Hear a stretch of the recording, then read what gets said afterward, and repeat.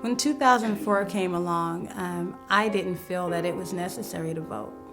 I felt like, again, whoever they wanted to win was going to win, ultimately.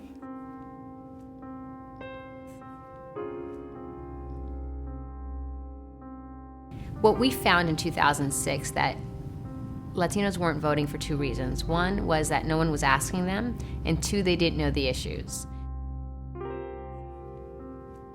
One thing about the Asian American community is it is so very diverse, and it's hard to say that one size fits all. People may not have that background of understanding or valuing the vote in the same way. They might not have the same exposure to, yes, you should register, yes, you should vote, yes, it's important. In terms of who's bearing the brunt of bad policy and kind of the ripple effects of bad policy, there's like a higher, like a disproportionate effect on women and on children. And I just think those stories don't get told. I mean, I think our media doesn't do a good job of telling it, but as organizers, we could do a much better job of connecting the dots. It's very important to have minority women vote in the biggest numbers possible because there's so many issues that are specific to minority women. We have huge disparities in healthcare. Look at these young people now, diabetes, 6 and 7-year-olds with diabetes.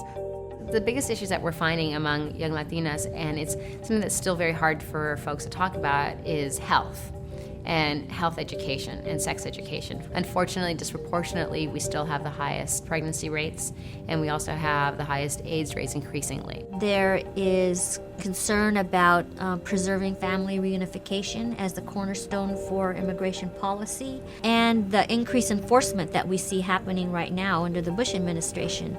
Our educational system is so bad. You know, how are we going to be able to support our economy with poorly educated young people when technology is booming and there are all these advanced sciences? We're not ready for that. I invest in my children. I send them to good schools. They're going to get a good education. But what's their generation going to look like?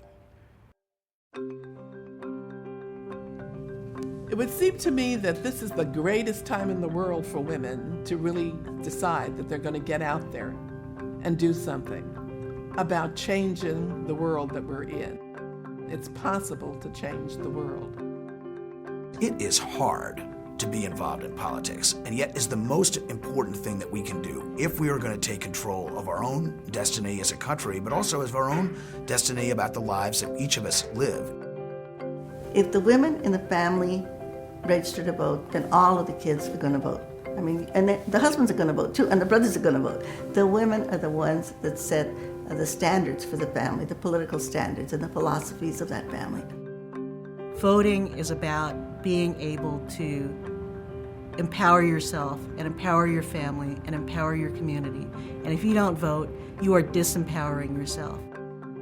I work with women throughout the world, and I often think women of the world unite, because we are a mighty force, and women of color comprise a large percentage of the world.